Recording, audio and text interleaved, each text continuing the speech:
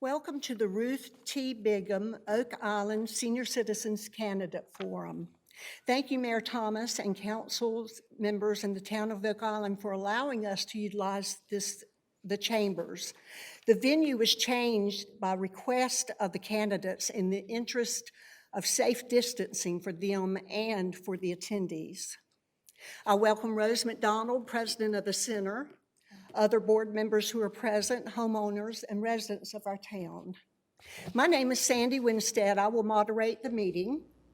As you entered the hallway, you were given an opportunity to sign up for questions to be asked for the candidates. Please note that the League of Women Voters have posted a YouTube video from the previous forum, which addressed many of the items that we may address tonight. Each candidate will have 3 minutes for their introduction to tell about themselves. We then will encourage audience members to ask questions that concern you, the citizens of Oak Island.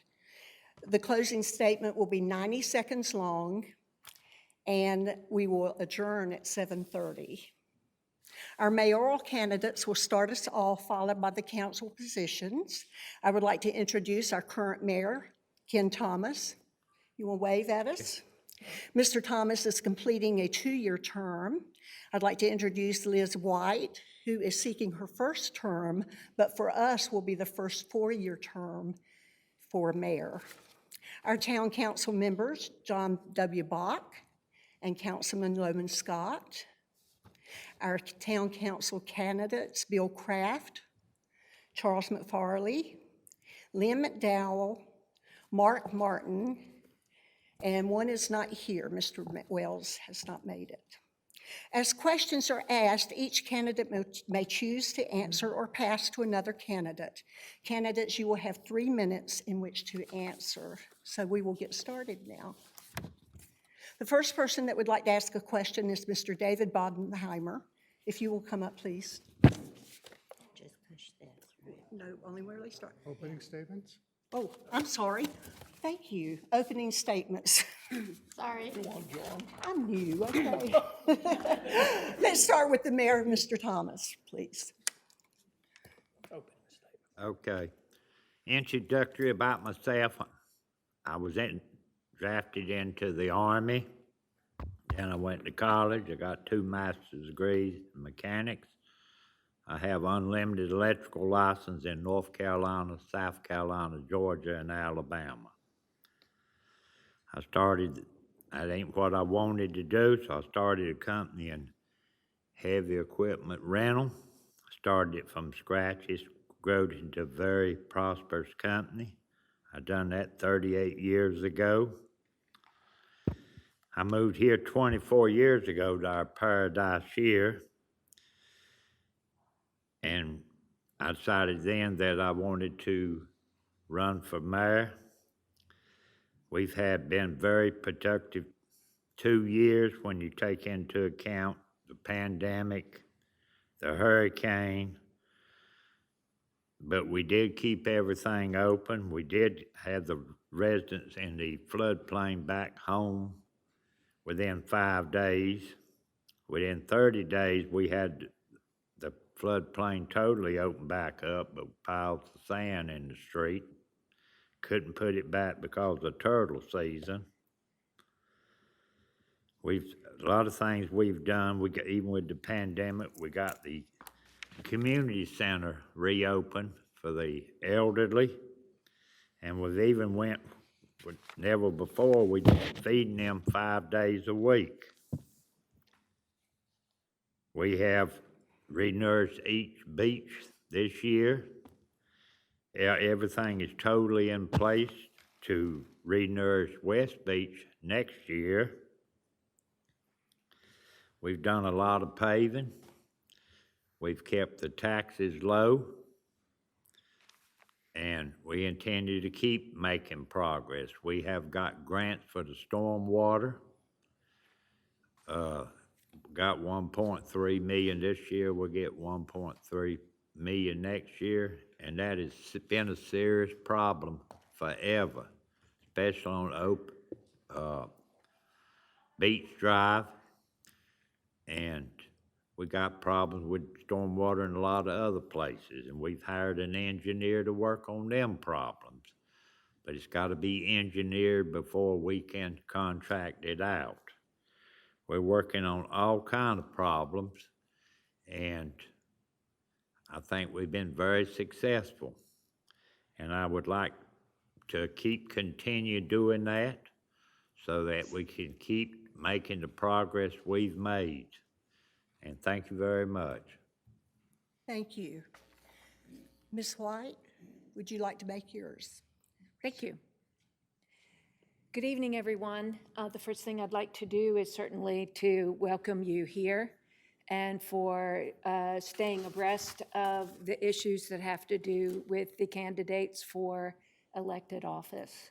I also want to thank the Senior Center for this opportunity to talk about the issues that are important respectively to each of us. By now, I'm going to assume that you're familiar with most of what's on my resume. If you're not, I invite you to pick up a handout or to write through info@lizwhiteformayor.com and request one, and I'll be sure to get one to you. As you know, probably better than I, we face a number of complex issues in our town, many of which have been brewing for quite some time. It seems that we address the same issues again and again and again. We're facing exponential growth, beach erosion and protection, damaging wetlands for the sake of more development, creating a threat to our natural resources, of course, and paid parking are likely things that are top of mind for us all. What do I bring to this situation? Likely an addition of a number of well-honed skills that readily transferred to the responsibilities of mayor. I believe that we must make a concerted effort to bring our community forward. I feel it's very divided now over the beach assessment and then for the politics, which happens every year. But we have some serious issues to resolve, and we need to become united around those issues that we share. So I have some general operating principles I want to share with you just for your consideration, how I would like to see my first year as mayor to progress. So to be able to unite our community around shared goals and to work cooperatively with our island neighbors, where we have some additional manpower, so to speak, to go to the commissioners and to the state to change laws, particularly those that would benefit the island directly, that currently exist. Excuse me, Mrs. White, your 3 minutes. Okay, Okay, I'll get those in elsewhere. thank you. Councilman Bach? Yes, thank you, and good evening. I appreciate the fact that there's so much interest in this election, and an educated voter is precisely what we need. 4 years ago, I began this journey. I committed to 2 pledges. First, that I would be a strong and independent voice for you, and your voice has been heard. And secondly, that I would seek to change the character of the conversation on town council, to make it more transparent, more open. Anyone who has been to a meeting knows that I ask questions, I challenge assumptions, and I demand accountability. My campaign is based on 3 pillars: managing growth, protecting our environment, and building a sustainable economy. And we've made progress over the last 4 years on all 3 of those things, but not enough progress. And I seek to return to continue. My vision is this: if we take our challenges, and they're numerous, beach renourishment, infrastructure, stormwater, roads, economic development, recreation. They go on and on. We have to take our challenges and we have to see them as opportunities. How do we do that? We create a planning cycle, a virtuous planning cycle, so we get better plans, therefore we get better execution, therefore we get better results. And success breeds success. This is necessary not just for the island, but as has been alluded to, for the mainland, which is about to blossom, perhaps 8,000 or 9,000 units. So what does leadership look like on council, which is a legislative body? What should we be doing? We should be setting direction. We should be building value for you, the taxpayers. Question is, where are we going to be in 4 years, 6 years? How will we deal with the mainland? We need to be asking those questions now. We need to be proactive, not reactive. What are the steps that are required to get to our goal? Are we on target? How do we manage density, traffic, provision of services? How do we integrate something like Pine Forest into our community? These are all challenges that have to be addressed. They're not separate. They're all part of the same cloth. Because to govern is to choose. We must choose what the priorities are. Now, our challenges don't lend themselves to easy solutions. Frankly, they're difficult. And anyone who tells you otherwise is not giving you the full picture. We cannot go back. We cannot alter the past. But we can design a better future if we choose priorities and we develop a plan and we execute. And we don't need a study to do that. We just need ourselves working hard and thinking clearly. And if necessary, use the League of Municipalities. This can be done. That's my firm belief.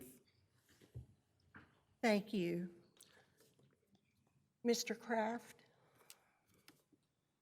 Accountability, due diligence, infrastructure, sand assessment, stormwater runoff, open communication, relationship building. This is what I've been talking about for the last 4 months. And anyone who's listened to me knows where I stand on each one of those topics. For the next 3 weeks, I want to tell you what Bill Kraft can bring to the town council.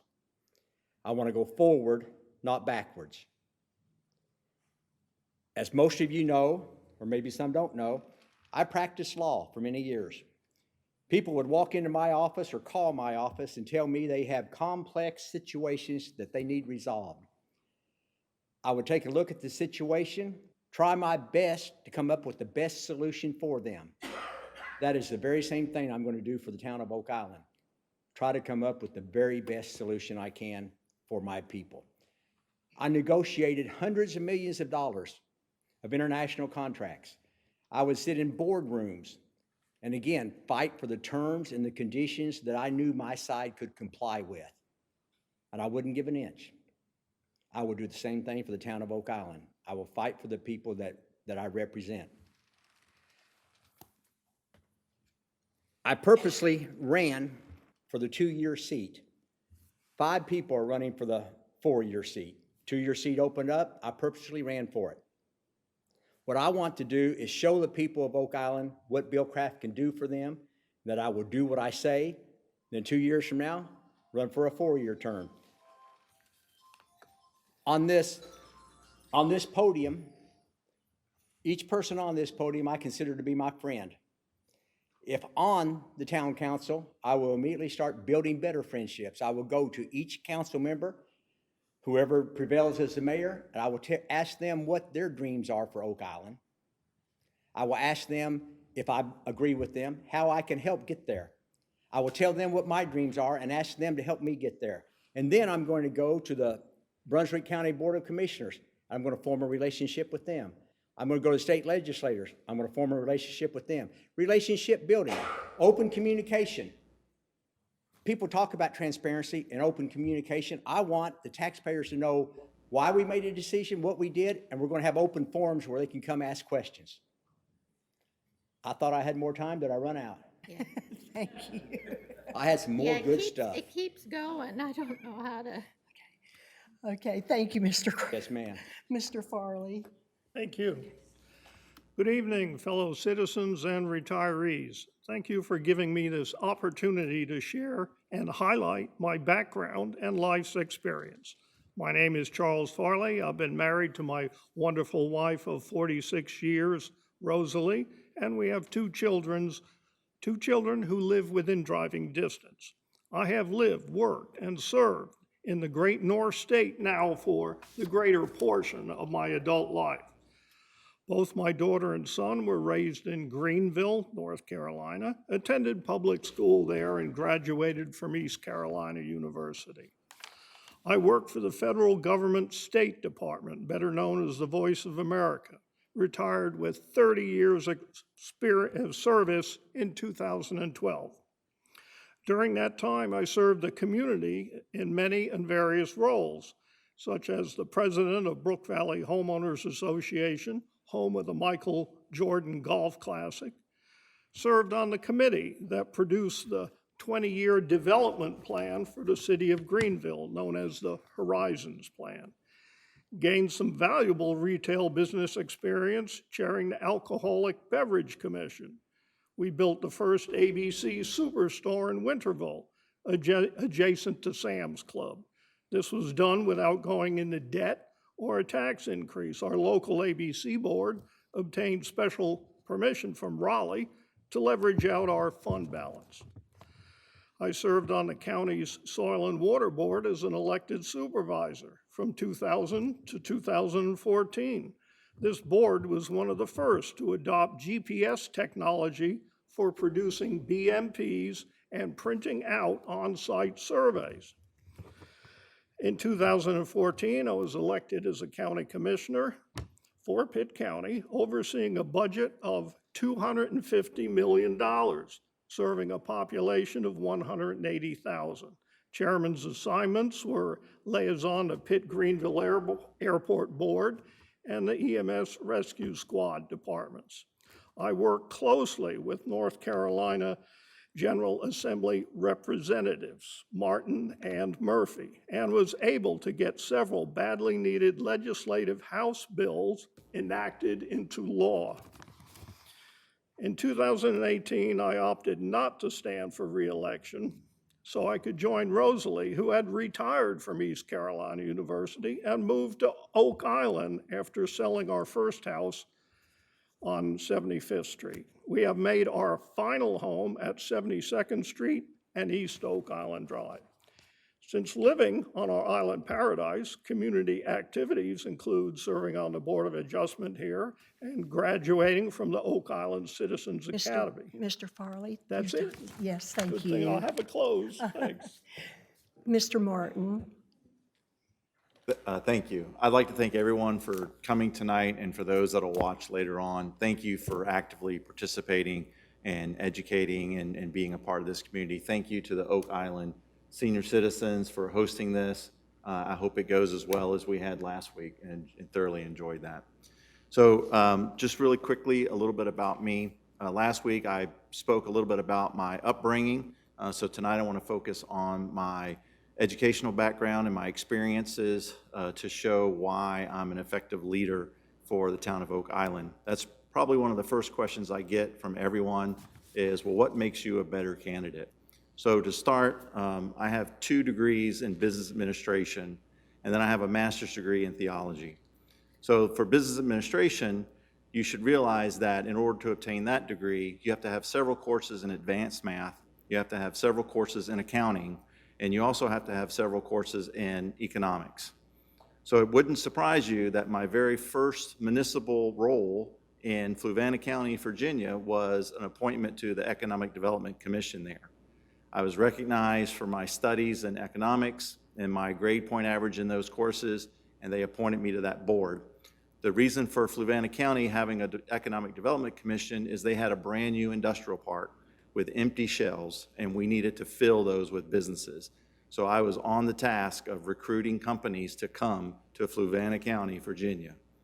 Not too long after that, we moved to North Carolina. We selected Harrisburg, North Carolina as our place of settlement, and I rolled up my sleeves and got to work again. And again, to no surprise, my first appointment in Harrisburg was the Economic Development Commission. Not only did I serve Harrisburg in that capacity, I was also elevated to work with Cabarrus County at the county level for economic development.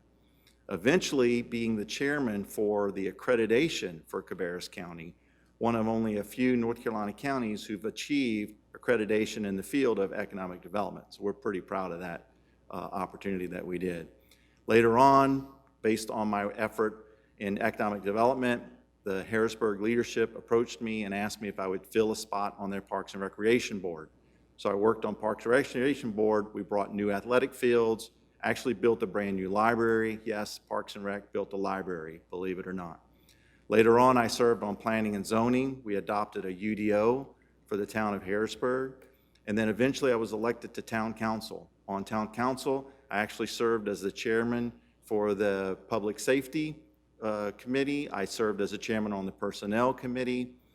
And after my time on town council, I was invited, I was the only Harrisburg leader to be invited to join the Envision Cabarrus Task Force, which was their effort to build a 20-year vision plan for that county. And I was very proud of that task. Thank you. Thank you. Ms. McDowell? Good evening. Thank you for coming, and thank you to the organizers. And I hope that we can all learn some good information tonight in this somewhat less formal forum. I'll tell you a little bit about my background. I actually started out in music because that was my passion as a child. And as a concession to my dad, it was, well, I'll do music education so that I can get a job when I finish school. And I tried that. The job that I got was 7th and 8th grade general music and choir, and it was tough. I had choirs for 4 sections of choirs and 3 sections of general music, and general music was the kids who didn't do anything else, because if you were in band, choir, or orchestra, you didn't have to take general music. It was a big challenge. It was not the right challenge for me. I realized that pretty quickly.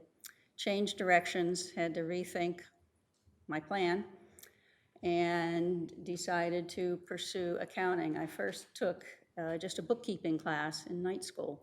That went well. The teacher talked to me and said, well, you know, you might want to pursue this a little further. So I was living in Omaha at the time. University of Nebraska at Omaha had a decent business school. So I started taking accounting classes there and ended up getting a BSBA. I only had to take 2 additional classes outside of the accounting core to get the second degree. So there I had another bachelor's degree, passed the CPA exam on my first try, became a CPA actually down here in Raleigh, and covered from Durham to the coast. Unfortunately, I never found this area. I guess there weren't big enough businesses that needed audits at the time.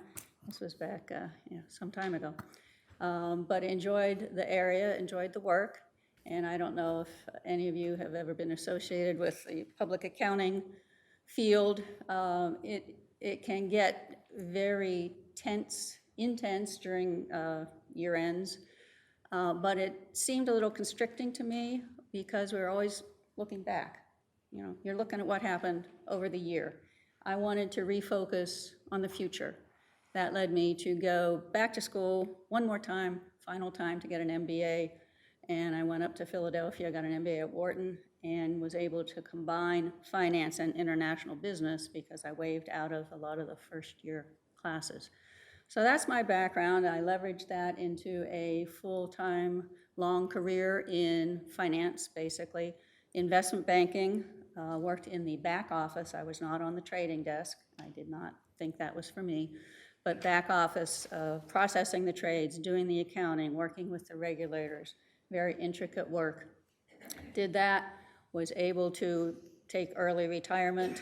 My husband and I hunted for where to come. We're here in Oak Island by choice, and I want to help improve things. Thank you. Mr. Scott? Yes, ma'am. I'd like to thank the Senior Citizen Center, of course. And quickly, I'd like to tell you a little bit about myself. I'm married to Susan Scott, who's sitting in the front row here. She is my compass, my true north, and I appreciate her greatly. I've been a permanent resident here since 2003. my family's owned property here since 1978. We have 2 grown sons, 2 granddaughters. We've got 2 dogs, 2 cats, 2 outside feral cats, and a 22-year-old cockatiel who rules the house. Insofar as my political experience, I'm one of your elected councilmen that, for the past 8 years. And I'd like to continue for another 4 years to finish up some unfinished business. And the reason that I started in this was I figured that after the disastrous sewer project that we had, that there had to be a better way and a better way to watch after our money. And that was my motivation to start, and I still do that. I'm a fiscal conservative person, and I believe in saving our money for emergencies, and that's one thing that has come in handy. In the past 4 years after these 2 hurricanes, we were able to have enough money in the bank to pay for the cleanup, which was over $1 million each time, and we were able to do that without borrowing money. We're in great financial situation right now. And I've also been the mayor pro tem for 3 different terms, and I'm mayor pro tem right now. I started off as a member of the hurricane response team. I am a co-founder and member of the Friends of Oak Island Parks, a nonprofit organization. Former member of the planning board and vice chairman and chairman of that.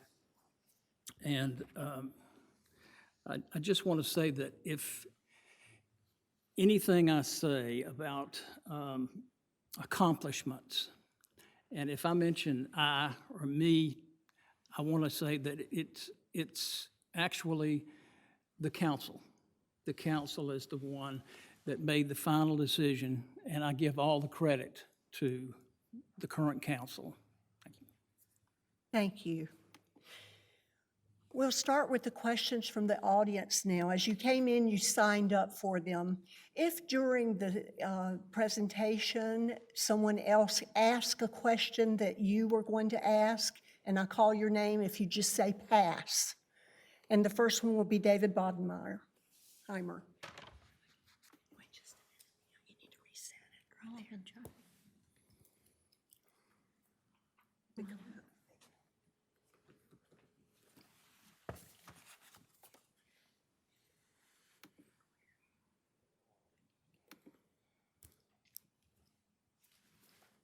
Okay. My question is for the town council, but specifically for Mr. Scott, based upon the town council meeting minutes and your own voting record. If anybody else wants to weigh in on this, feel free. By way of background, my specific questions are based upon the meeting minutes and the voting records and the official record. Mr. Scott, you attended the February 9 and the March 16 briefings by Carter and Moffitt regarding the $40 million FEMA engineered beach and sand assessments, and you heard them say that the cost would actually be greater than $40 million. At the September 14 meeting, you heard the ad hoc sand committee presentation saying that the real price tag for the engineered beach would not be $40 million, but $137 million. And now to your votes. After the Moffitt briefing on the $40 million engineered beach on March 16, you voted to proceed with option 1, sand assessment, as the financing mechanism. On April 13, you voted to establish municipal service districts for allocating that same sand assessment. Between February and September town council meetings, I never found any record of you ever stating that you opposed the $40 million or the $137 million FEMA engineered beach. So we want to know, what is your position, your official record supporting the FEMA engineered beach and sand assessments, or your later unofficial statements? Later unofficial statements. I don't know about that, but I can tell you this, there has been so much misinformation about these sand assessments. We voted for a map for different districts in case we decided to go that way. We haven't voted on any money. I don't know where this $137 million came from, other than someone took several years in the future and they added the possibility of renourishment every 5 years or so. I am philosophically opposed to these districts. I did vote for them in case they were needed. All of us did. It was a unanimous vote. But the $137 million figure, I have no idea how that came up, other than people just adding up over the next 5 years in perpetuity to do additional beach renourishment. The $40 million figure, I think is too high. And I will not vote for something that will break the backs of our taxpayers. And another thing is, when I vote, I'm voting to tax myself, and I don't like that. I want to get it down as low as possible. If we decide to go along with this, there's been no decisions made, none whatsoever. And that's about all I can tell you about the beach renourishment. Thank you, Mr. Scott. Would another councilman like to? Yes, Ms. McDowell? Yes, I would like to address the difference between the 40 million and the 130, whatever. I think there is now some misinformation going on. The maintenance requirements of, I think, $32 million every 6 years, something to that effect, was mentioned in the reports from the engineers and the economic consultants back last winter. I think the first mention I have of it from a council meeting was in February. Every meeting thereafter, I waited and waited and waited for somebody up here to put the numbers together. One of the benefits of a FEMA engineered beach is that FEMA will reimburse you for losses, but there is a big catch. You have to maintain that beach to FEMA standards. That is what the estimated $32 million every 6 years is for. If we go out and spend $40 million and do not do the maintenance to FEMA standards, we just threw away $40 million. Thank you. Thank you. Yeah, I think we should clarify exactly where we are with beach renourishment, and I'm happy to give my perspective. I'm for beach renourishment, but not at any cost. And it became apparent during the discussions in the spring that the cost would be staggering. And I made that clear. I actually voted against the motion to proceed because 70 million was a bridge too far, let alone 137 million. And that number is an extrapolation based on what would be typical renourishment. So for me, the issue is, what's the scale that we can agree on? Because the beach is our economic driver, our aesthetic gem. We can't abandon it. But what is that number? It has to be a reasonable number, because at 70 million, let alone 137 million, the opportunity cost is staggering. We will do nothing else but pay for sand. And we have lots of other things that we need to do. So how do we get from scale to cost? We need to agree on a number that we can afford, that we think will serve the needs of our community in preserving the beach. And then we get to the question of equity, which has been a large part of the conversation. I don't know what equity is. I mean, one man's justice is another man's injustice. That's going to have to be something that we mediate as a community.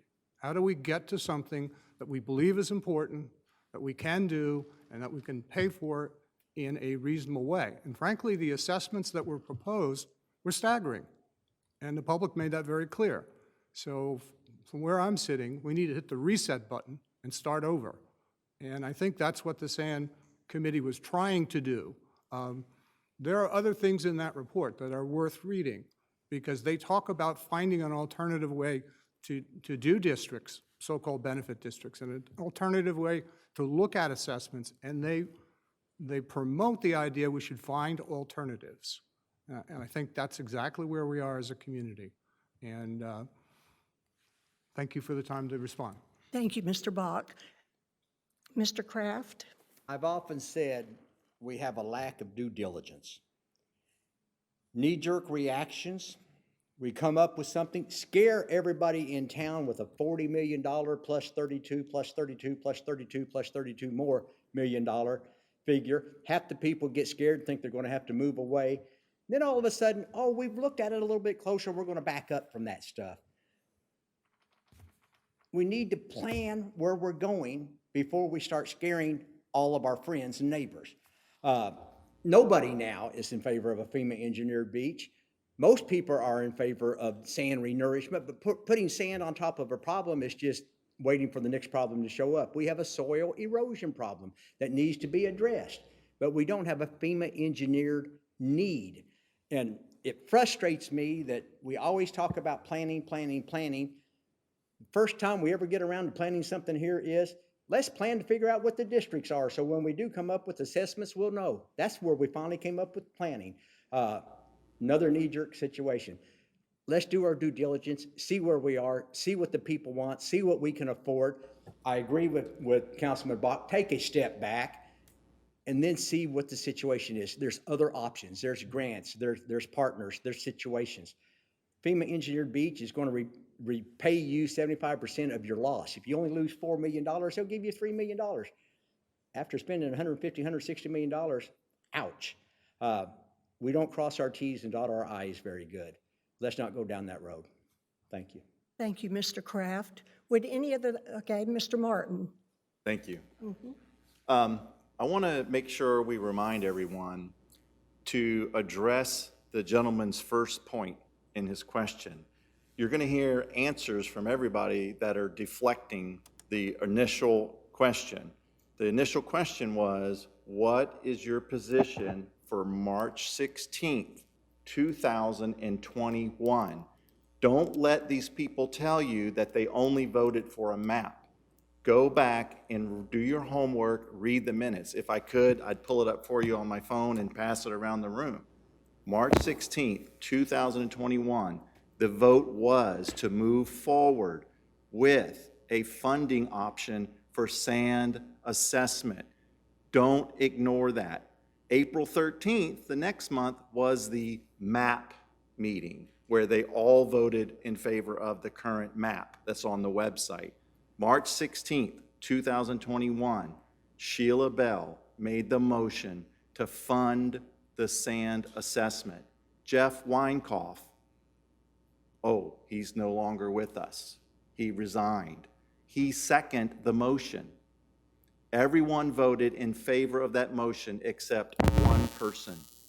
John Bach opposed the sand assessment on March 16th, 2021. So don't let these people just throw big numbers at you, right? The numbers are all over the place. The real number is the first $40 million, March 16th, 2021, 4-1, the motion passed to move forward with funding the sand assessment. So my agenda, my platform says, I oppose the sand assessment, and I will show you that I oppose it, because on day one, I will move to get a motion on the agenda to rescind March 16th, 2021.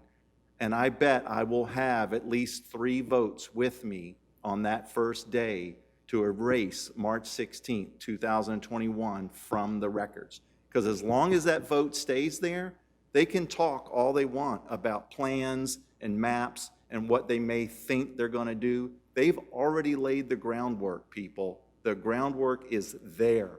The funding to approve the sand assessment passed 4-1, March 16th, 2021. I know I'm saying that a bunch. Please go look it up, all right? Do your homework. The groundwork is there. Thank you. Thank you, Mr. Martin. Mr. Farley, would you like to weigh in on this? Not really, except to point out that the Army Corps of Engineers, of which I was a member for 6 years, is an engineering branch of the United States government. FEMA was originally started, the Federal Emergency Management Agency, to clean up after a nuclear attack. When that never happened, they started casting about for a job, as agencies do. They never tend to sunset themselves. And they started drawing up flood maps to help the insurance companies. And from that, people didn't like that. And then they have a small engineering division that if you don't like the way your flood map is written, they'll advise you on how to change it. But it's not an engineering firm, FEMA. Thank you. Thank you. Rita Bodenheimer? Okay. Hey, excuse me, everybody don't get to answer the question? I'm sorry, that was a councilman question. Do you want to address it, Mr. Mayor? Yes, I do. Okay, Ms. White, would you like to also? Okay, I'll recognize Ms. White first. Thank you. Do you repeat the question, please? The question is, what is your position on the 40 million versus $137 million projections for the sand renourishment is what I believe the question was. Is that right? Close? Are you for or against? Are you for or against it? Engineer Beach and the sand assessments. Okay, thank you. Thank you, David. As of April 6th at the Sand Town Hall, I was on record as not being for an engineered beach and gave 7 reasons why I believed it was a really bad idea. Much of those ideas pointing to the fact that we do not take care of the beaches that are in our care. We move sand, but don't care for that sand. We don't protect that sand, which really brings me to a strategy, if you will, for approaching beach renourishment going forward. We need a long-range plan, not a short one, but the pieces of the plan are to plan and protect or preserve and then enforce. And without those 3 elements, we will not be successful. There's not a single safety plan nationwide, be it safety seats, child safety seats, or seatbelts that have been successful without each of those 3 elements, and we have no difference. We shouldn't have any different expectations for sand either. Thank you, Ms. White.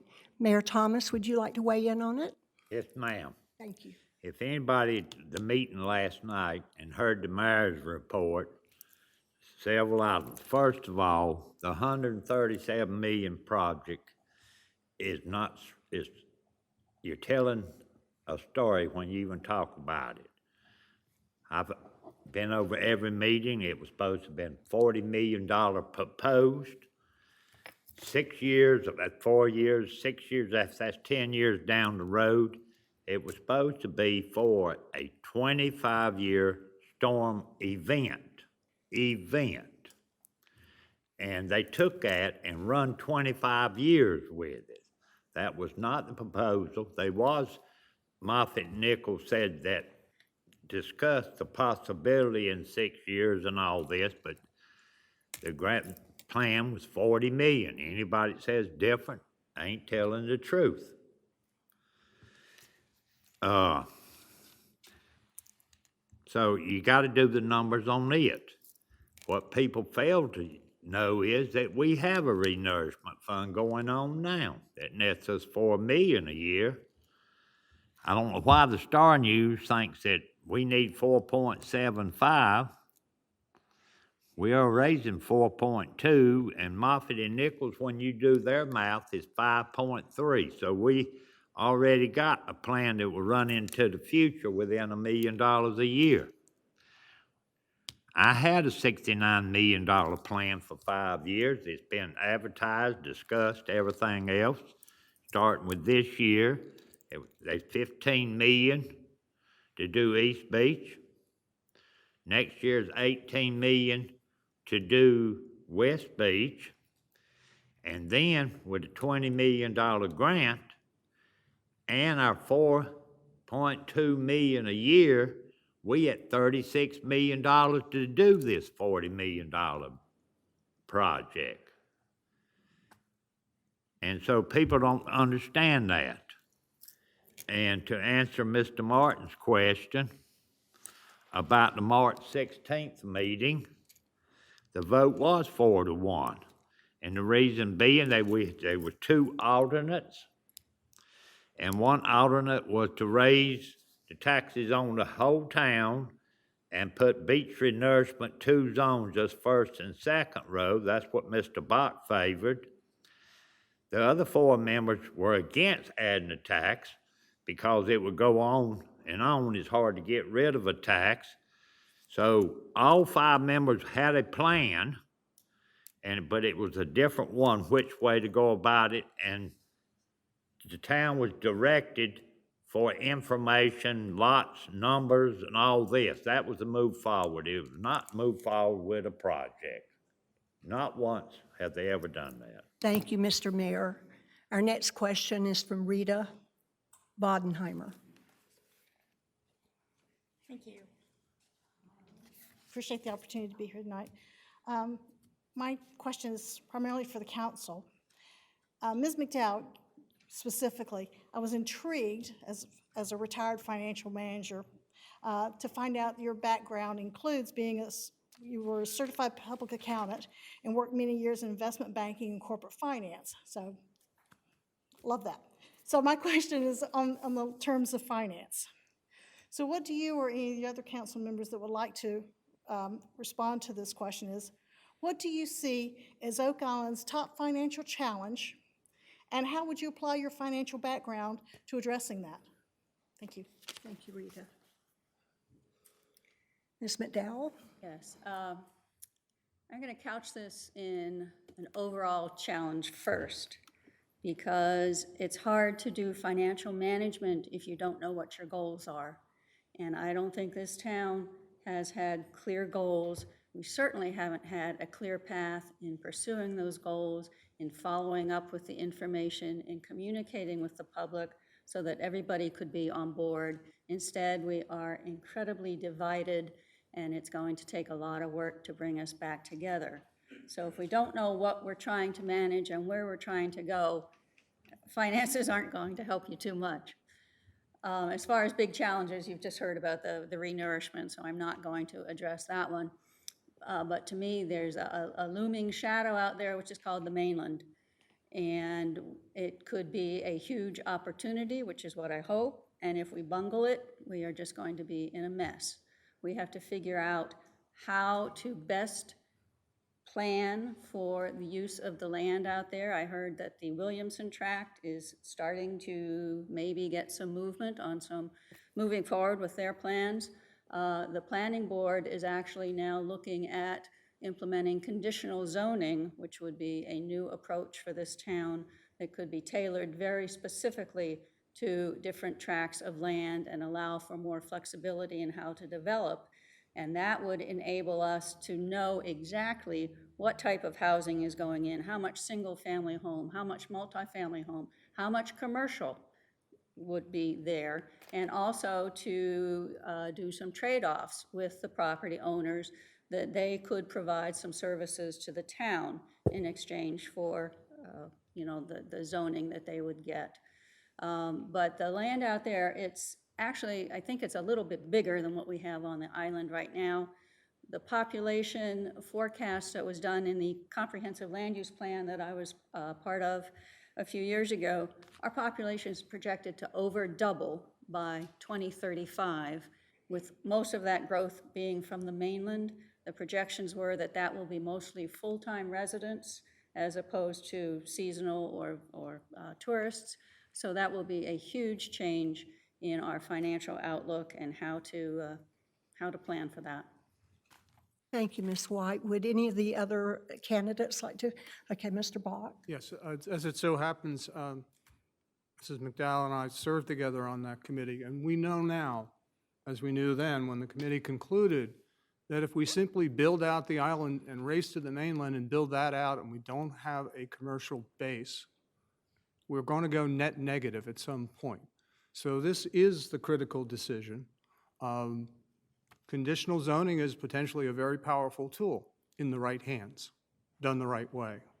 And we need to be attentive to the commercial opportunities that do exist per the Williamson tract of potential buyers. We've talked about that with them, and also out on 211 and also in Pine Forest. We do need a plan. Everyone has said that. I started with it. We do need a plan, a long-range plan that deals with the fact that the mainland will eventually, 5, 10 years, depending on the economy, be larger than the island, and yet part of the island.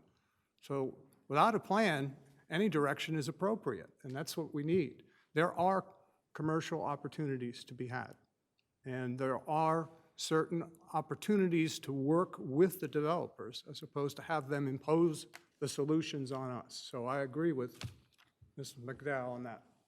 Thank you. Mr. Kraft. I agree with what I've heard, and I want to put in one more thought. Most small towns in America have infrastructure issues. Oak Island has an infrastructure issue. For how many years? 20, 25, we've had stormwater runoff issue. For how many years have we had pretty bad roads up and down our island issues? Now there's talk about, do we shut down a fire station? Do we build a new fire station? What are we going to do when we go to the Williamson tract? What are we going to do about Pine Forest? They're going to need libraries. They're going to need stuff. When we start talking about money, I agree with Councilman Bach. Wow, we need to do some long-range planning. When are we going to fix some of these problems? We've had a lot of these problems for a long time, and they're going to manifest and get even bigger. Our infrastructure needs to be addressed, and that's something that's important to me. Thank you, Mr. Kraft. Mr. Martin. Thank you. I want to specifically try to address a part of the question that may have been overlooked. I believe the lady asked what financial challenges are coming up in the near future for the town. Am I a little more closer to what you were going for? What do you think, right, is the big thing, right? So you've heard everyone say that the town is doing very well financially, and that is terrific news, because many years ago we probably weren't doing so well financially, and we've turned that around, or I should say the current administration has turned that around. I already talk like I'm on council. My apologies for that. But so what I see in the near-term future, so we just got great news. We've paid off this building, right? We're financially sound. We've got healthy fund balances. We meet the state statutes in that respect. What we need to curtail right now financially is wasteful spending. The council is spending money and then not doing anything with it. I'll give you a great example, paid parking. How many of us have heard about the paid parking study that was paid for, presented, and then what was the decision? Do we have paid parking today? No. Oh, sure we do. I pay for parking. Do you pay for parking? Yeah, residents pay for parking, right? So that was a disaster, to spend money on a study and then take no action on it. So we need to reduce wasteful spending. We need to refocus our current financial health on upcoming projects that are important to this community. Parks and recreation has been neglected for years here in the town of Oak Island. We're going to need the next couple of budget cycles to allocate more money to parks and recreation. We need a new fitness center. We need a new parks and recreation center. We need community rooms. We need more class space for seniors and young adults and the youth to get out there and be active. Those are some of the bigger financial challenges we're going to have coming up, is how do we fund the needs for the community around parks and recreation Now that we freed up money that we're not paying for this facility, right? And now if we cut down on wasteful spending, we free up that money, right? There's money available, and to John Bach's point and Bill Kraft's point, we need a long-range plan on how to efficiently spend that money, but it's got to bring value to you. If it doesn't bring value to you, then why are we spending the money? Thank you. Thank you, Mr. Martin. Would the mayoral candidates like to weigh in on this? I'm happy to. Okay, Ms. White? Just one very short thing to say is before, and not being in on the inside meetings, this may be taking place, but it's not always communicated when those numbers come to the other side of the table where we are able to see them. But it only makes sense that if you're going to work a plan over a period of years, that you identify up front what your priorities are so that you then can budget appropriately. Seemingly, our priorities get turned upside down. We have a building that is deteriorating, yet we're hot to put in a new skate park. We have stormwater issues, yet we have building codes that create stormwater. You know what I'm saying?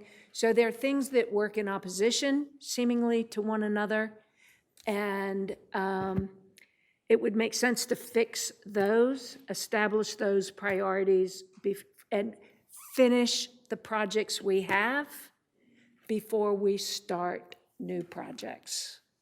There are a lot of unfinished things here. Thank you, Ms. White. Mayor Thomas? Yes, sir. Yes, ma'am, I mean. I was studying on this wasteful spending. Every election cycle, you hear about the wasteful spending, but nobody can ever put their finger on it. If you can't put your finger on it, it don't exist, and they should be embarrassed to say that. The Parks and Rec budget goes up. It's went up again this year. I even proposed adding 5,000 square foot building to it, but you can only pay for what the citizens want you to have. They got to pay the taxes. We kept it level. We do long-range planning for our priorities, but I just thought that was a cheap shot on, we are spending more. We are fixing the electrical and the plumbing in the building. We did have an engineer to check the building out for what it did need, and the report was it was a sound building.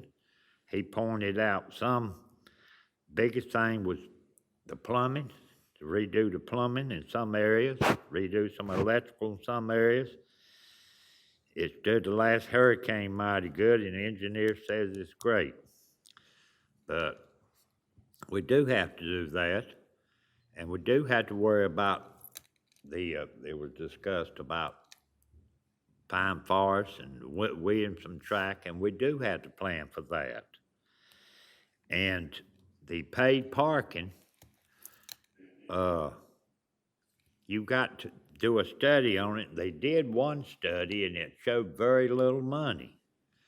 If we can generate revenue from it, that's one thing, but when you're talking about paid parking, the first thing you got to realize, without burning the residents.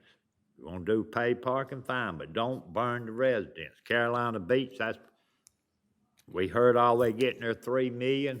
Now the last report's 1.9 million, and the residents don't have a place for them to park. They don't have a parking pass. They just get to park. They get their money from burning the residents. So if you want paid parking, that's got to be took out first. And are you going to make exclusions? So when we had the free concert, do you have to pay the park to go to the concert? There's a lot of items to be decided and discussed on that to get it right. Thank you. Thank you, Mayor Thomas. Mr. Scott? Thank you. I just want to say something briefly.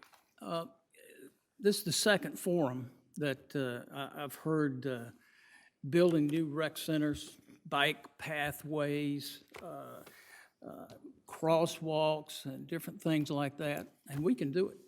We can do it tomorrow. The problem is, who is going to pay for it? Who is going to pay for all this? And we have to take that into consideration. It's everybody out here. You're going to pay for that. You're going to pay for that in increased property taxes. Where do you think we get our money? We get it from you people. We have tried to be conservative with our money, and it has actually come in very handy in the last few years due to these hurricanes. I refer back to our land use plan one more time. There's 10 planning process goals that were heavily influenced by public input and opinion during the planning process. Goal number 1 by all the citizens that participated in this is all decisions, actions, Oak Island will address the impact of its quality of life and maintenance of a family beach atmosphere. Second goal, Oak Island will continuously support and pursue funding options for effective beach nourishment. That was the second goal of everybody that participated in this. Goal 5, Oak Island will consider the fiscal impact, money, on the town and its citizens in all deliberations. And out of the 10, here's another one. Oak Island will support fiscally responsible expansions of its recreational opportunities. I'm a member of the Parks and Rec Board, non-voting member, council liaison, and these things have been discussed, and these things will happen. But at this point, if you want to pay for it, you come up and talk to me, and we'll raise your taxes and we'll get anything you want. Thank you, Mr. Scott. The next question is from J.T. Marriott.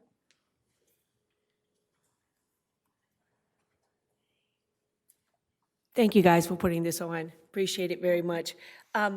This is a question for our mayor candidates, but my first statement actually applies to all of the candidates. It's not easy to come up and do what you guys do. It affects you and your families, and want to say thank you for all of you doing that. And to our mayor candidates, I'd also like to say thank you for your service, not just to our community, but also to our country. I know Mr. Thomas is a veteran. I know Mrs. White, like all of us who have members who've served in the military, the family serves also. And I want to say thank you both for that. And also, Ms. White, for your work at the Pentagon after 9/11 through the Red Cross. I want to just say thank you and much respect for both of you for doing that. This question isn't philosophical. It's actually to help me understand your thinking. And it's directed to Mr. Thomas, and Ms. White, if you'd like to answer it also, that would be great.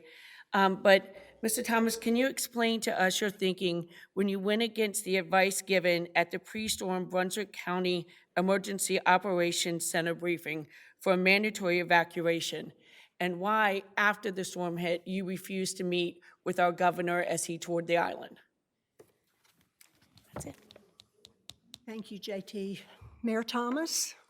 We had the Brunswick Emergency Services before the storm, and you was asking why we only declared a voluntary? Was that part of the question? Yeah. Did they recommended that you do a mandatory evacuation? No.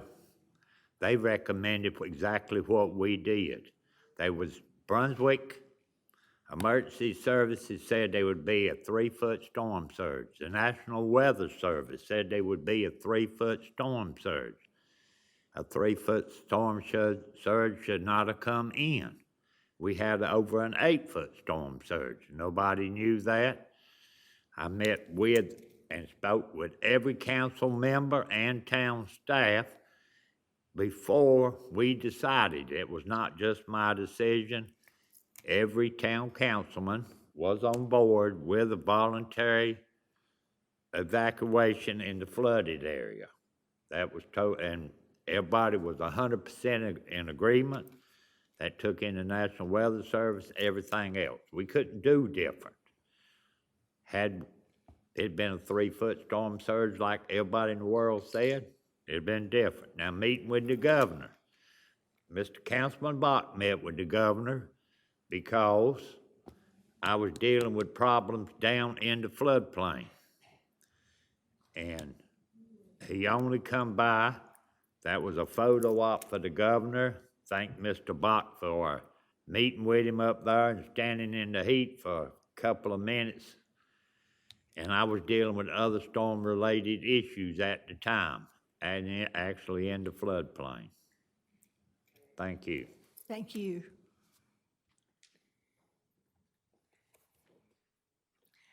Beatrice Hare.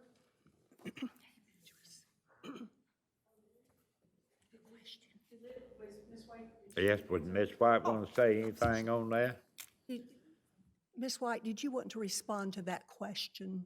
It seemed to be directed towards him. I wasn't here during that time, and it would be second guessing, Monday morning quarterbacking for what occurred. Thank you. Okay, Beatrice. You all for being here today. It's really important that we are informed about the issues and very clear about what is and is not happening. So this question today is toward Mr. Thomas. Last April, after the town hall, where everyone was very, very upset, I personally spoke with you in this room, one-on-one, and voiced my strong opposition against your statement that the first row benefited the most from the beach plan. You informed me, and I quote, that the front row homes all pulled $17,000 of rental income just the week of July 4th. Quote, I shared with you that I pulled no such income and that my house was 900 square feet. You told me, and I quote, that's too bad that I would have to pay because I was in District 1, and I end quote. Many people on this island cannot afford that plan in any of the districts. I feel like that foresight has been missing. Now I hear something different from the newspaper. If reelected, which Ken Thomas should I believe? And going forward, which Ken Thomas will I see? His beaches higher, first of all, you shouldn't make misstatements that you made to start with. That is not so. The state of North Carolina said there was some discussion of why, if you do zones, the statutes of North Carolina says they are benefit zones. That's not me. The benefit zones, and normally the closer you are to the peril, the more the benefit you receive. That's North Carolina General Statute law. So please don't take that and say, well, I'm picking on somebody. I'm not. That is state law. Benefits, we keep saying districts, but that is improper. It's benefit zones, and that's what the statute says. I don't care if it ain't but $1 difference. That's the statute of North Carolina. Could you please answer the question? He did. What will happen going forward? Which way will you? My question is, and I will restate, if elected, which Ken Thomas should I believe? And going forward, which Ken Thomas will I see? The beach assessment. The same one then, the same one now. Beaches, how are you so inappropriate? The statements you made for me to have to defend myself. I don't think so, sir. I clearly said how the benefits are. So I'm the same Ken Thomas now that I was then. And to direct the question, I'm the same Ken Thomas then. I got my integrity now, and I had it then, and will I maintain it? Thank you. Thank you, Mr. Mayor. Mike Defoe.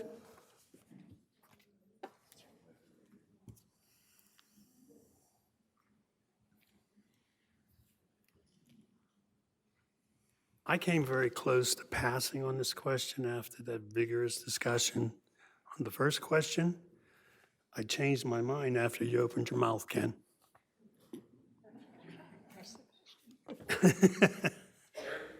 Last night, you read a statement that said, in summary, the only valid number was the 40 million. You totally discounted all the maintenance costs and plans that were discussed. That said 32 million every 6 years. You even reached back and looked at the 2001 Nourishment project to make your point. The one major thing about the 2001 Nourishment project is they never established a long-term plan. Had they, maybe we wouldn't be talking Nourishment now, because they would have maintained the beach over those 20 years. You talk about your $69 million plan. Now, is that not stacking the FEMA emergency recovery projects on top of each other? 15 million here, 17 million there. It's all tied together. It's not your plan. Do you have a question, Mr. I Farley? do. You want to explain? Oh,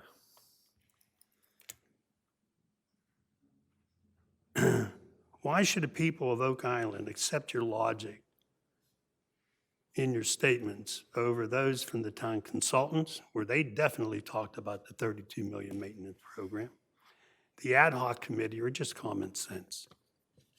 Thank you.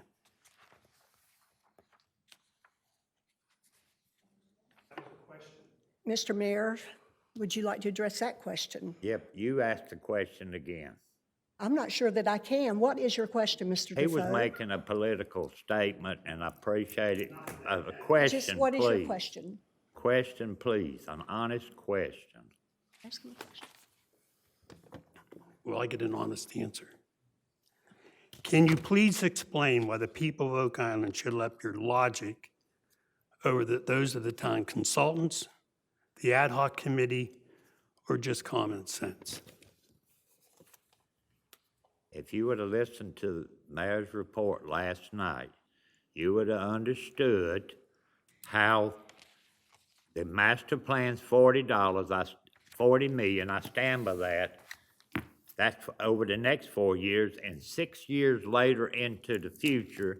And what they done was, instead of taking the 25-year storm event, which is $40 million, they left the event out of it, and they just carried it for 25 years. Why not carry it for 50 years? Let's be straight up and honest here. It was 40 million. I'm telling you how to do that. I'm not telling you how to do for 25 years or 50 years. I'm telling you how the next 5 years, this year being the first one, how it would work. And the math is there and the proof is there. Thank you. Thank you, Mr. Mayor. Ray Berkaloff.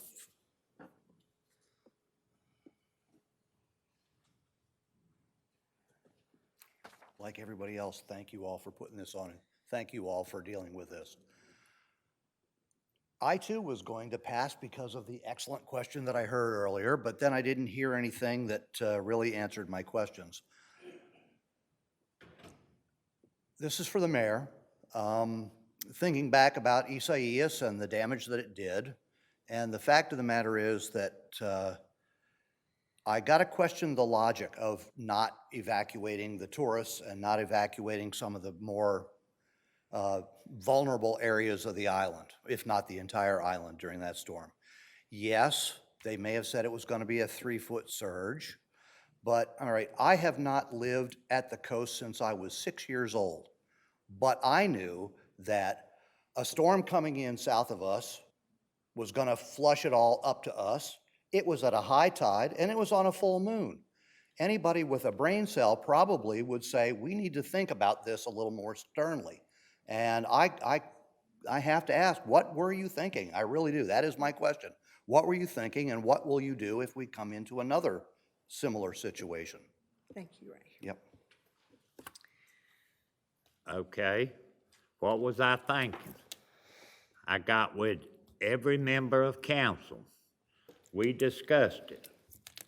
Everybody put an input into it. Every member of council, plus me as the mayor, plus town staff. each and every one, and let's ask any member of town council if they disagree. We come to the conclusion with what the National Weather Service has said, what we got from Brunswick County Emergency Services, and everybody involved, that that was the proper path to go, voluntary. And your question should have been to ask the members of the council the same questions. No, you get It one was question. it was a consent, it was a consensus of all members, I'm answering your question, sir. All members of council, which means the mayor and the 5 members, all agreed, and town staff with the information we had at the time, and the decision was made, and you can't change that decision. There were no injuries, there were no deaths. It is easy to armchair quarterback after the fact. Thank you. Thank you, Mr. Mayor. Pat Blackman? And then we're going to close for our 90-second closing after this question, okay? This is for anybody. How will you handle the growing need for beach parking?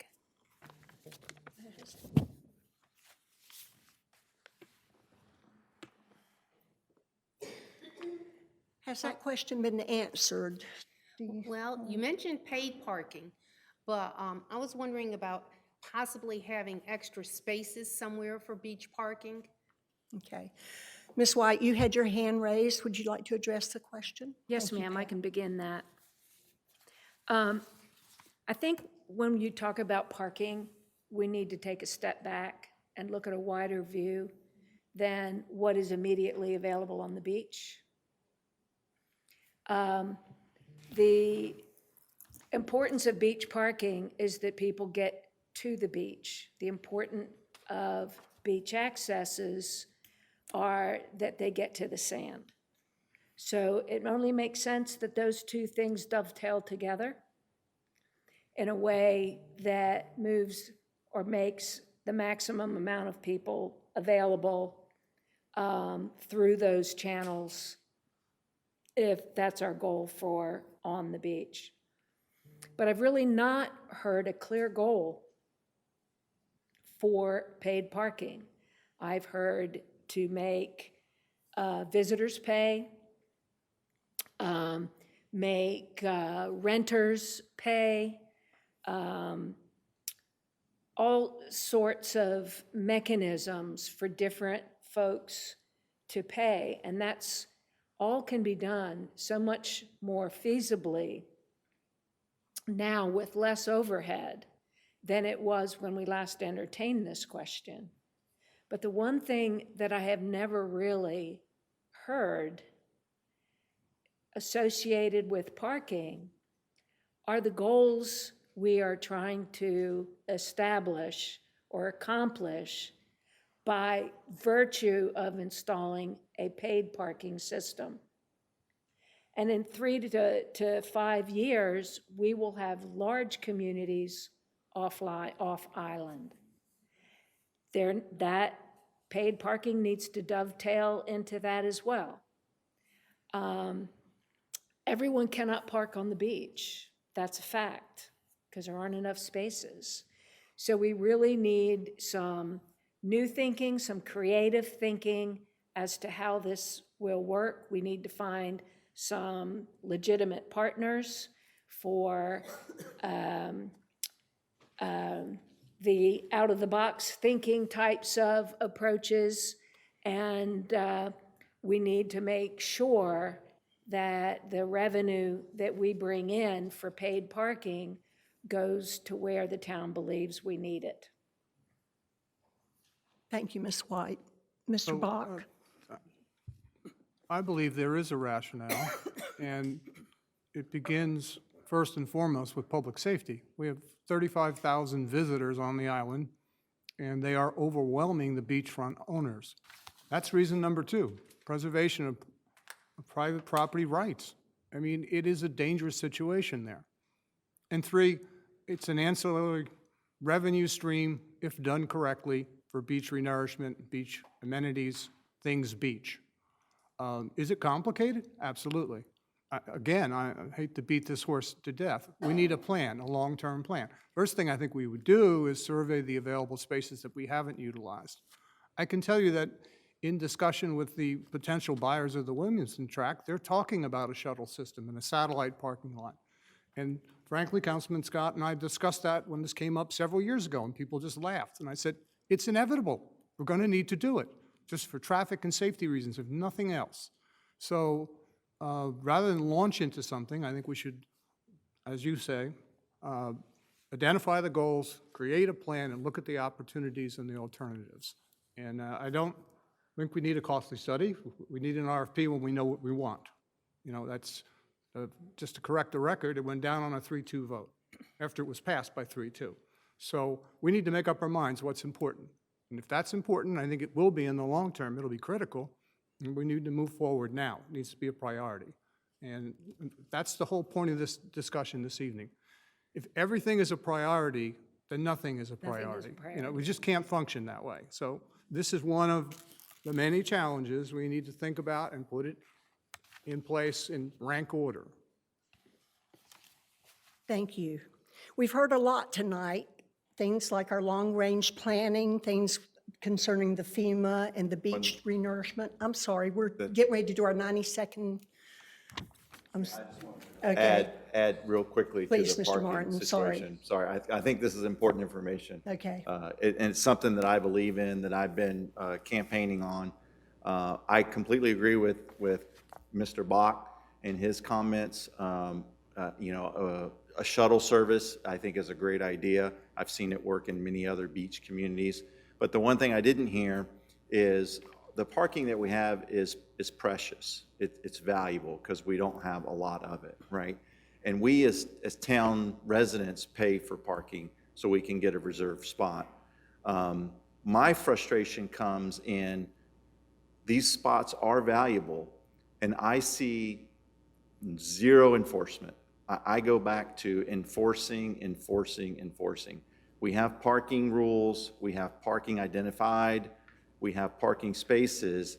People park anywhere and everywhere. I personally witnessed coming off of the beach one day this year, going to a public spot. I was fortunate to get in the spot up near the beach. I couldn't get in the town spot, even though I have a sticker, because there was another vehicle there. But there was someone there, an officer, and they asked me point blank. They said, "Sir, is this your vehicle?" And I said, "No, sir, it isn't. I'm the next one over." And he was like, "Oh." And he just kind of stood there. And I said, "They don't have a sticker, do they?" And he goes, "No, they don't." And I'm like, he's like, "Do you know who they are?" Sure, let me put down all my chairs and umbrellas and run out onto the beach and scream, you know, "Who owns this, you know, black SUV license plate?" So I said, "No, sir, unfortunately, I don't know the owner." He said, "Okay." He got in the car and drove off. No enforcement. Enforcement. So that's a start, right? Let's protect the parking that we have. It's very valuable. It's sacred to us who have parking reservation stickers on our cars. Let's enforce the violators. Thank you. Anyone else? Mr. Scott? You know, one anecdote does not mean that our police are not doing their job. I support the police. I support what they've been doing on parking. And unless you can stand there some way with a 30,000-mile view and look at the whole island, or come up with some statistics, I don't see how you can say that they're not enforcing the parking. Thank you, Mr. Scott. I'm not finished. Oh, you're not? Okay, sorry. No, I was, somebody else wanted to speak. I was going to give them a turn. I support our police. I think they do a good job. At times, we only have 2 or 3 policemen that are patrolling 10 miles of beach. They're also doing their other duties. And I think that paid parking will help alleviate some of the parking problems. And right now, I'm supportive of paid parking. Thank you.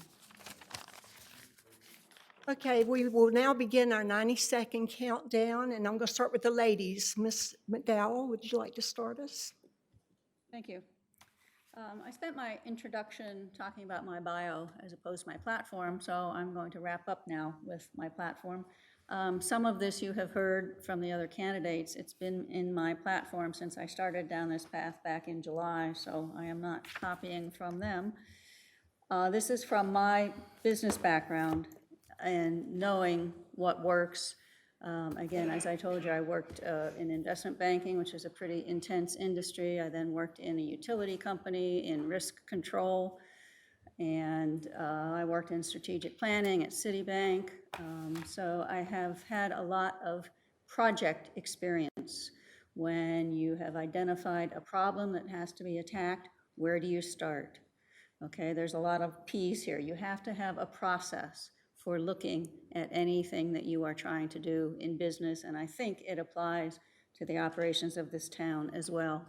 The first thing in that process is to prioritize the concerns, and this is for importance and urgency both, because you can't take the first step until you know what your priority is, what you have to attack first. Then you have to have some detailed plans. You've heard that word tonight quite a bit. I think that's kind of lacking in this town. There's a lot of skills that can go into how to develop plans. Then one very important thing in business is you track your performance against that plan. I'd say this town is pretty lousy on that score. We probably do have some successes that don't get enough publicity. We have some fiascos that get publicity, but we never really get the true answers Thank you, of what Ms. happened and McDowell. why. Thank you. Ms. White? Thank you. So again, just to bring back a couple of points that I shared with previously at the forum last week. I think it's important that you need and deserve a voice to represent you at our town government. As your mayor, I want to serve as that voice. I want to be available to you. I listen well, and I want to be able to bring your concerns back to the conversations, the discussions that are happening inside Town Hall. Throughout my career, I've demonstrated that I'm an effective leader. I'm proactive, meet issues head on, and do not shy from challenges. I'm a creative problem solver and accomplished planner. I'm decisive once I have the research and have explored the options. I move ahead, and I will stand by my decisions without interference of wind. When I'm assured about my response, that is exactly what I will do. So regardless of the issue, you can count on me for reliability, for stability, and any leader of any position, as the mayor is the leader of the town, should know when to lead, when to follow, and when to get out of the way. Those are all important skills for a leader to have. Thank you, Ms. White. Mr. Scott? Oh, I'm sorry, Mayor Thomas? Yes, ma'am. If re-elected, I'm going to continue the accomplishments we've made, which have been very many. We didn't have the funds for stormwater issues that we do now through grant money. Beach Nourishment, yes. Sand assessment, no. I done showed how to do the $69 million. You can read it. We have not increased taxes. And I'm like I heard earlier, we can only provide you what you're willing to pay for. If you want more, there will be more taxes. And we're gonna move on. Traffic, parking, had to be helped with. I believe parking issues, Williamson track could be handled by a shuttle. And that's how we do it. We can provide you what it is you're willing to pay for. And that's a terrible way to say it, but that's it. I've heard comments about wasteful spending, but nobody can put their finger on it. And if you do, I'll go with the DA or the Attorney General with you. So that's sort of insulting after seeing how we have watched over every dollar. Thank you. Thank you, Mayor Thomas. Mr. Scott. Thank you, and I want to thank everybody for coming. I have prepared myself to be a town councilman through being on various committees over the years. I've served you for 2 terms, and I'm asking for 1 more. And to make it short and sweet, the only thing we need to do to keep this town on the right track and keep it a nice, small community on the island is, number 1, follow our land use plan. It is the most comprehensive document you will ever read, and it's online on the town website. Follow the land use plan. Follow our unified development ordinance. And the last thing is, and I didn't hear this at the last forum, and I have not heard it tonight, is keep our height restrictions the same, and I will not ever vote to change those or to vote for a referendum to change those. These are the 3 core things we need to look at and keep and hold dear. Thank you. Mr. Martin. Thank you. I want to leave you tonight with a word that I think is important, and the word is advocate. I consider myself to be an advocate for you, not a politician. A politician, in my mind, takes on character traits that aren't conducive to how I work, how I talk to people, how I build relationships. I'm an advocate. An advocate is someone who represents or speaks on behalf of a group of people or a community or a common goal. I'm an advocate for you. And when you go to make a decision in this upcoming election, I want you to remember 3 words. Last week, I introduced the word collaboration. There was questions around effective communication and relationship building and working with not only staff, but other council members, county resources, and state resources. I do that through collaboration. Second word is character. You are picking people not because of what they tell you they're gonna do, but because of the character they display to you. Their character when they're dealing with you, when they're responding to you, are they even responding to you? And last, don't forget, I will be your advocate on town council, not your politician. Thank you. Thank you, Mr. Martin. Mr. Farley? Thank you. There are many issues that bedevil and apparently befuddle the present city council. Now the vision thing.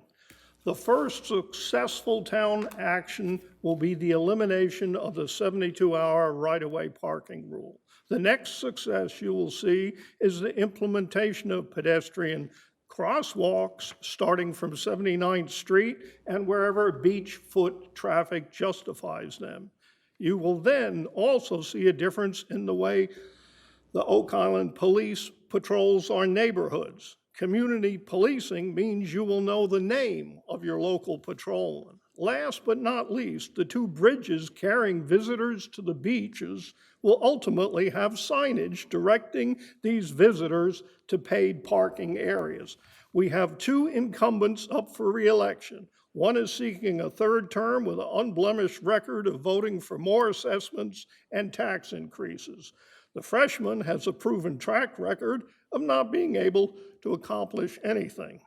In closing, I would like to recognize our longtime residents and our growing sector of retiree homeowners on the island. It must be recognized that we are not an inexhaustible source of additional tax revenue. It would be an honor to be your city councilman. That is why I'm here tonight asking your vote to elect Charles Farley. Thank you and God bless. Thank you, Mr. Farley. Mr. Kraft? Yes. In the book, The Art of War, strategy without a plan is the slowest route to victory. We need a plan.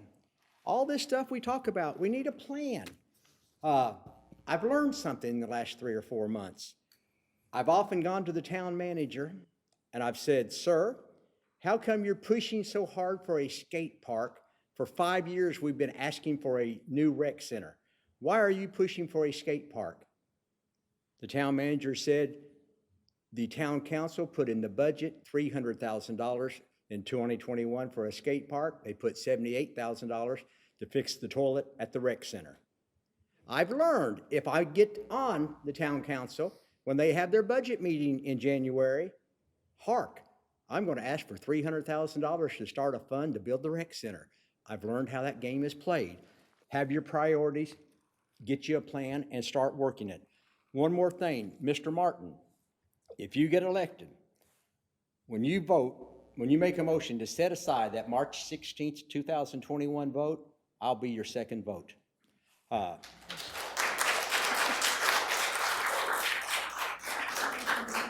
more thing. Whoops.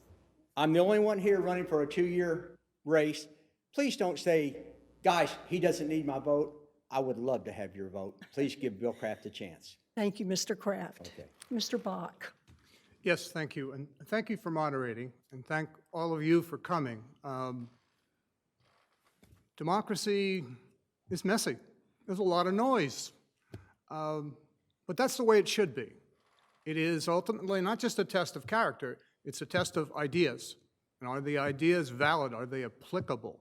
And who has them? And that's very clear. My childhood hero was John F. Kennedy. And he used to say, "I'm an idealist, but I'm a pragmatist too." And I put myself in that category. You need to decide as informed and educated voters what is best for this community, and you have that power. So I'm going to urge you to use it and to discern carefully who you want at this table when the major decisions of the next 4 years come here. Who do you want? Who has the experience, the skill, the knowledge, the character, and yes, who has the ideas that are going to be workable and applicable?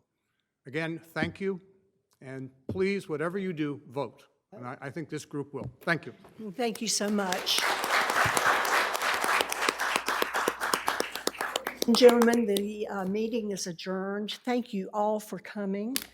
And councilmen and Mr. Mayor and candidates, we appreciate your time also. Thank you. Thank you.